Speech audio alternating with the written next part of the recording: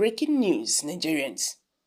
President Tinubu asks Supreme Court to dismiss Obi's petition.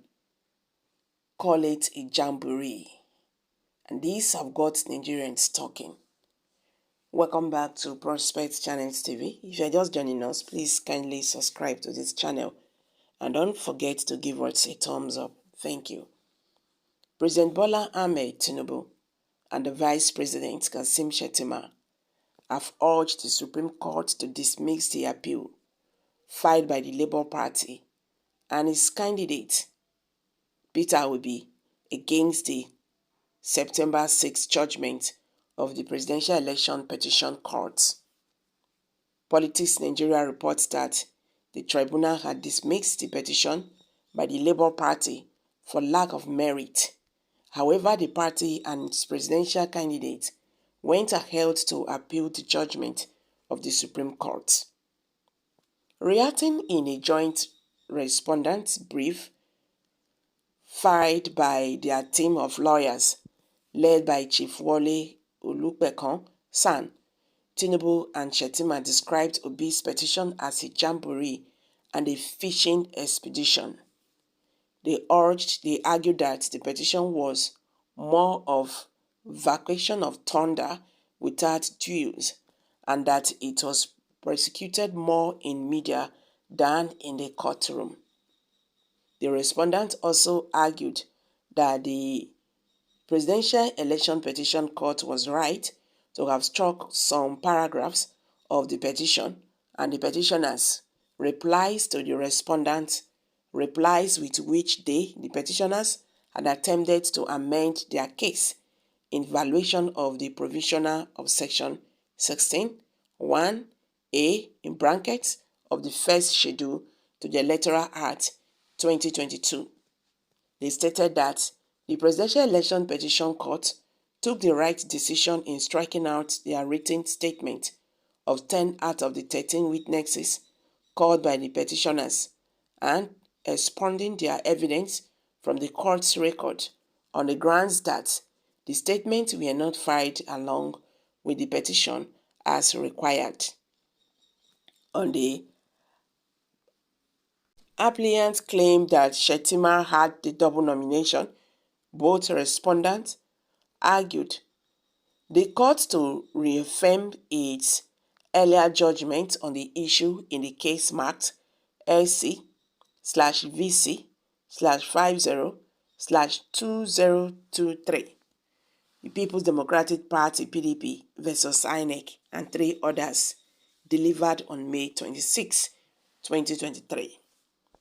They argued that the whole issue about Shettima's nomination as a vice presidential candidate is entirely an intra-party issue in respect of which the Presidential Election Petition Court rightly held that it lacked the jurisdiction to entertain because Obi and the Labour Party lacked a locus standi. The second and the third respondent described the introduction of the U.S. forfeiture case in the petition as a failed attempt to embarrass Tinubu, urged the Supreme Court to affirm the tribunal's findings on this issue that the petitioners failed to prove their claims. On the argument by Obi and the Labour Party that INEC failed to comply with relevant laws by not transmitting results electronically, they urged the court to also affirm the well-considered position of the Presidential Election Petition Court on the issue.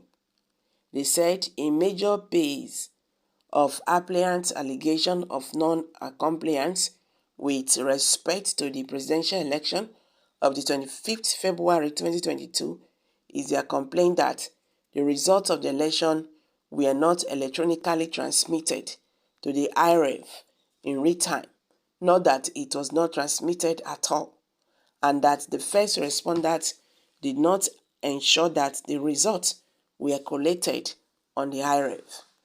It was their submission before the lower court that the results are to have been collated electronically on the IREV, and that the omitting to to do this automatically nullified the result of the election.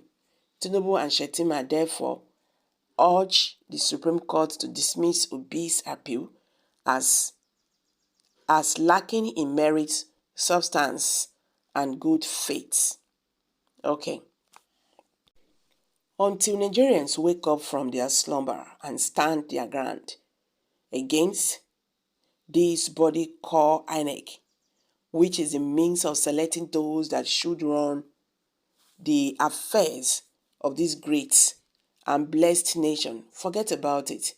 These criminals will continue to do the wrong thing and go scot-free without being punished, and disorderliness would continue to be the order of the day, and the country remains lawless country before the Committee of Nations take it or leave it.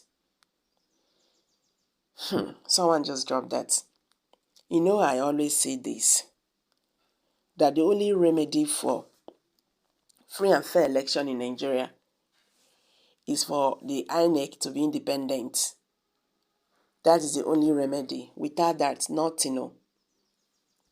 If Nigerian INEC is not independent, all this will continue. You understand? All this will continue. So first of all, Nigerian INEC have to be independent because they are the one causing this whole problem. You understand? They are the one causing this whole problem. Well, let's see how the Supreme Court will treat this. But Nigerians are anxiously waiting again to see how this goes. So guys, what's your take on this?